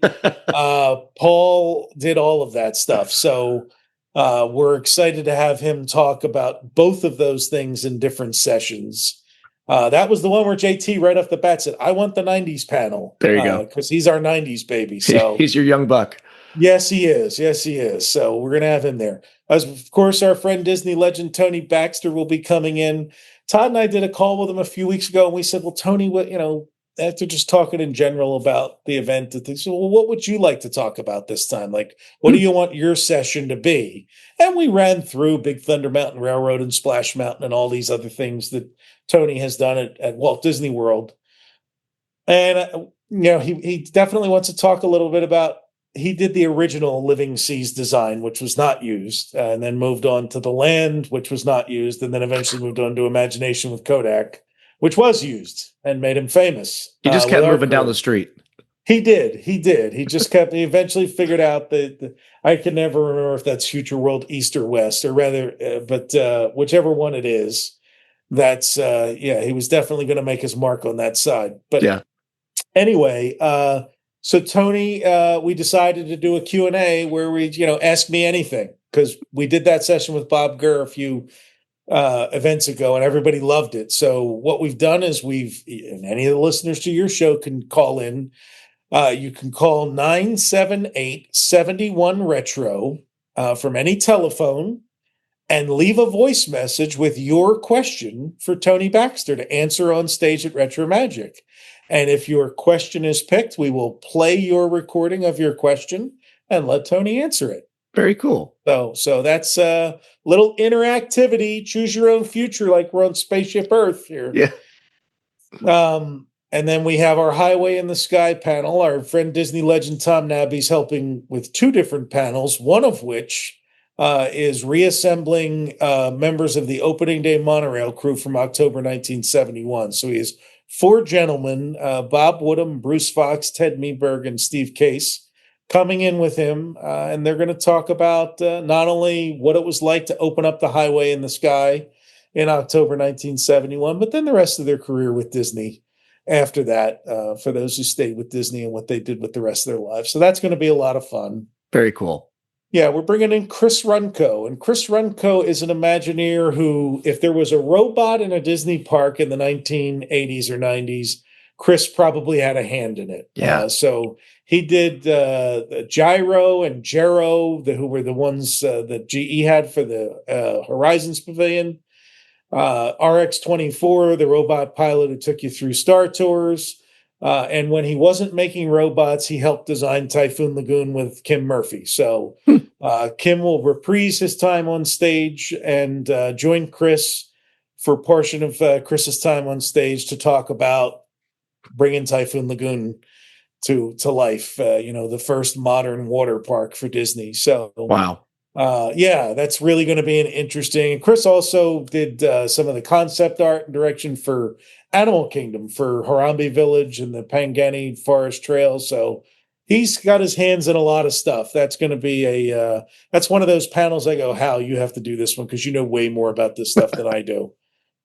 Tom Nabby, again, has put together for our other day, is going to be a bunch of the opening crew park executives and leads who helped open not only Magic Kingdom in 1971, but Epcot in 1982. So I had already mentioned Jim McCaskill, Steve Baker, who was in charge of the parking lots when they opened in 1971.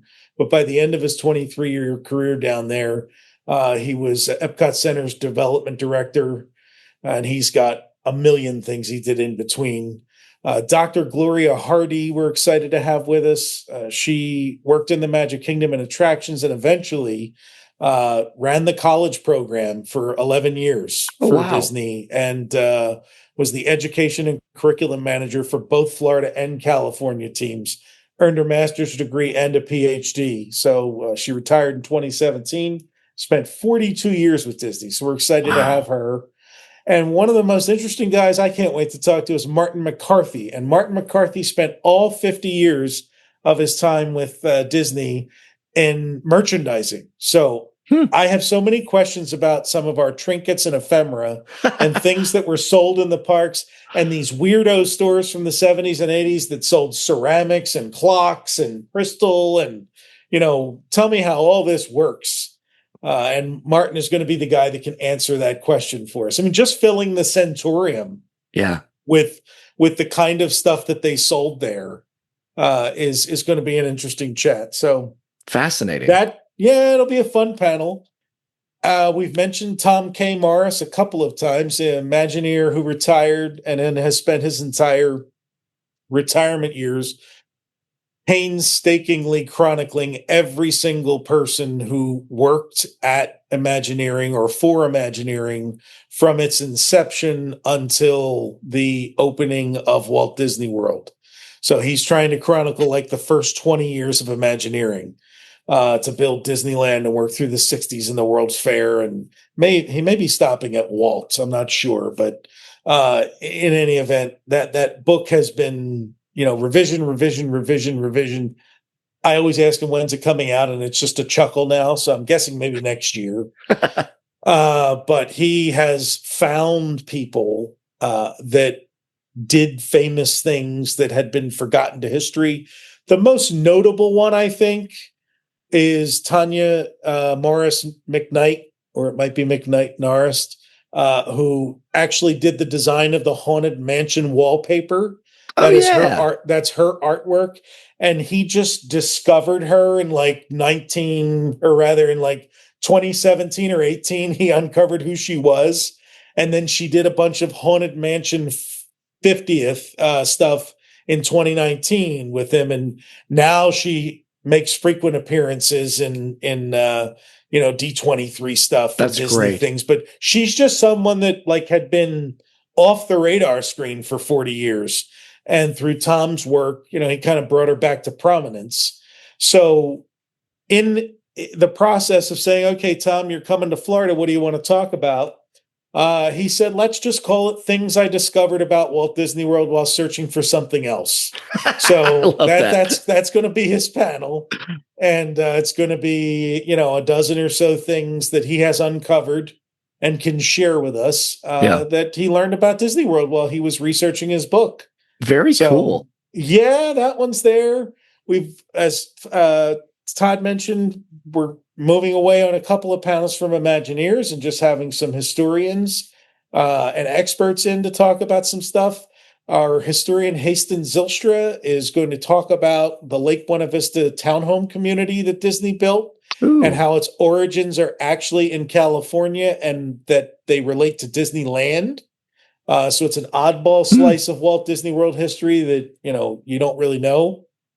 Author Fox Nolte, who wrote the definitive book on the Pirates of the Caribbean and the Haunted Mansion and has written the hidden history of Walt Disney World. She'll be there to talk about Lake Buena Vista Shopping Village. Very good. Because she is the she's the one that knows more about it than any other fan in the world. I have all three of Fox's books, and they are incredible. They're really scholarly works, every one of them. Absolutely.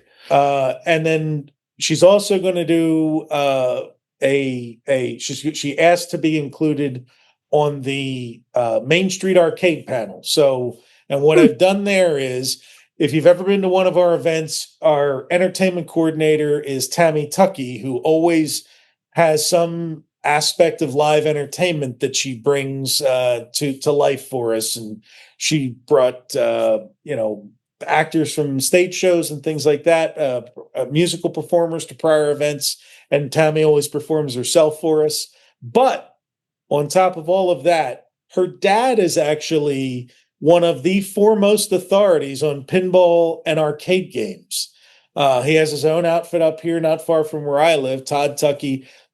There are video and pinball conventions around the country, and he is invited as a VIP guest to go up and present and talk on stage. So we are bringing Todd down to talk about the Main Street Arcade. And we have the benefit of Hal Bowers not only having spent a tremendous amount of time in the Main Street Arcade, but also having the good sense when he knew they were going to do away with it to go in there and photograph most of it. So, Cool. So many of the machines and the interiors of that were preserved. And Fox asked to be included on that because she said, I want to talk about the cultural history of why an arcade was an appropriate choice for Walt's Main Street. That, their historical significance in, where they lived in town, main streets, that there actually were these arcades of similar nature that Walt was trying to recreate on Main Street. That's amazing. I mentioned Tammy. Tammy will be doing a panel with a reunion of some cast members involved in the Tapestry of Nations parade, which was Epcot's very eclectic Millennium Parade. So we'll be reuniting some folks who worked on that. And of course, it will include a musical number. So there'll be a lot of surprises in that. And as Todd mentioned, two things. One, we have at some point, I have to fade it into the schedule still, whether it happens on movie night or whether it happens another time. We do have images, little clips, things that we've been holding on to for a very long time for a live event. And so we said it would be fun to kind of put a half an hour aside for ourselves to go up there with maybe some of our historic guests and just have a little fun with some of the images and odd signs that we have pictures of and things like that we've been holding on to. So that's in there. And then the last bit is if that wasn't enough for 2 full days of a stage show, we decided to add movie night on Saturday night between the two. So after because we need more to do. We need more to do. We're going to come down in our casual clothes and, do a couple of hours of screening, not only stuff that we have curated, but also some stuff that maybe Tom Morris and Tony Baxter have in their archives. And maybe some of our other Imagineering guests have a thing or two that, you might have never seen before or might not have seen the light of day in 50 years or people might not know exists that we'll get to see. And those are always a lot of fun. That's a very, very low-key, casual thing. And on Sunday morning, if you're there for the 2-day event, Sunday morning you get to come for a free buffet breakfast that's included with your ticket. Hey, so you get to come in a little early, get yourself some eggs and Mickey waffles, and fill up as much coffee and breakfast as you can have, and then take in the second day of events. And for all of that, all it takes is for you to go to retromagic.net. And you can buy a ticket for $185, and that gets you 2 full days. Bargain. Plus the breakfast and the Saturday night movie night. And we always have a little bit of gift bag goodies. And if you really want to sit close to the stage, there's a $250 ticket available. There are a few of those remaining. So if you are interested in going, I would recommend that you navigate your web browser over to retromagic.net. And buy yourself a ticket or buy 2 and bring a friend. And I didn't mention, it'll be at the Coronado Springs Resort in the ballroom there. In fabulous Walt Disney World. In fabulous downtown Walt Disney World, yes. Yeah. I'm just you're just going through one thing to the next, one thing to the next. I'm like, holy cow, it's just so much stuff. If you think that's hard, try making the schedule. Yeah. And still scheduling breaks and then figuring out how you fit all of this in. And then when so-and-so goes long, going, okay. Well, yeah, the worst part is what if we get a call from, person X that says, hey, I want to come. I'm like, oh my God, where do we fit them in? Yeah. We were already like, oh, we're going to start these days at 10 a.m. And I'm like, no, we got to start at 9:30. We got to start them at 9:30. By the time we're done, they'll be 9 because it's just like we need more time. But we got the ballroom. There's also more things that we came up with that we could do. We're like, well, that's not going to work. Yeah. So you start planning for the next one. Yep. It's wild.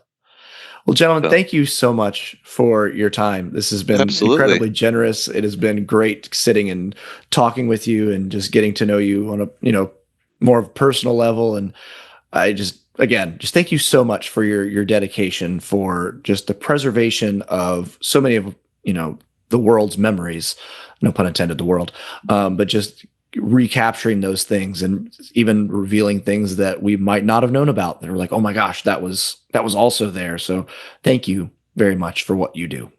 Yeah, thank you very much for having us. Appreciate it. And we'll continue to get that content out. And yeah, if you listeners like us, we'll come back for more. So yeah, we really appreciate it.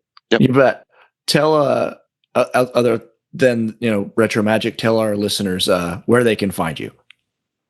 That's Brian's job. Yeah, I know. I'm kind of waiting for it. I'm already hearing it in my head. Yeah. It's not me. Should I open up the script and read it? You have it. You know it enough by now. You can follow Todd McCartney there on social media on X at WDWMS, which is a throwback. It is. To when he wrote his book, Walt Disney World Made Simple, which was a book he wrote about 20 years ago. Don't expect a lot on X from me, but there's an occasional. No, every now and then there's a drop in there. But our main things to follow the organizations, most social media, we are at Retro WDW and at LBV History. So there are two accounts. We're on the web at retrowdw.com and lbvhistory.org. You can find us. That's all the major social medias. You can follow me personally on most social media at Brian P. Miles. That's Brian with an I and Miles with an I. Hal Bowers, who we mentioned, is at Go Away Green. And JT Kuzier is at LS1JT on YouTube. And on YouTube, he's got a YouTube channel where he does automotive related stuff called Rubber City Motoring and a website, rubbercitymotoring.com. So that's where the crew can be found and our stuff can be found. But our audio visual archives, there's the YouTube channel is Retro WDW. And the image archive is on retrowdw.com. And you just click on films and videos, and there's photos and slides, and it'll take you to all that stuff. There's 15,000 slides that we've scanned that are on there now, in addition to 5,000 images of ephemera and tickets and ads and things like that. And I don't know how many hundreds of videos are now up on the YouTube page, but with more coming. There's a lot more coming. Wild. Well, again, gentlemen, thank you so much. I appreciate it. You guys have a great rest of your evening. Thanks, Zach. You too. Thank you. Appreciate it, Zach. Have a great night. Thank you for joining us for our conversation. I hope you enjoyed it as much as we did. And if you did, please tell a friend. I so incredibly appreciate it. It means the world to me. You don't even know. And if you would, please leave a 5-star and a kind review on your favorite streaming platform. You can also share this episode with any of your friends. That's good too. Once again, I want to thank my guests Todd McCartney and Brian P. Miles for spending their evening with us and sharing some incredible stories. Just like Brian said, you can follow Todd on Twitter at WDWMS and Brian on most platforms at Brian P. Miles. If you're in the Orlando area and are a big fan of Disney history, I highly recommend grabbing your ticket for Retro Magic, as spots are filling up fast. You can get yours at retromagic.net. The Zach Brown Show is produced by me, Zach Brown, and Corey Jess, and is part of the Zach Brown Network. Our album art is made by Louis Lopez. Our outro music that you're listening to is Nurse by Corey Jess. You can follow him on Instagram at corey.jess.productions. You can follow our show on Facebook or Instagram at The Zach Brown Show. Also, I'd so appreciate it if you support the show by signing up to be a Patreon member. Memberships start as low as $5 a month. There's lots of great membership perks like buttons, stickers, an exclusive shirt, and sneak peeks at upcoming projects. Sign up right now at patreon.com/The Zach Brown Show. That's all for this episode. I hope you come back for the next one. Until then, take care.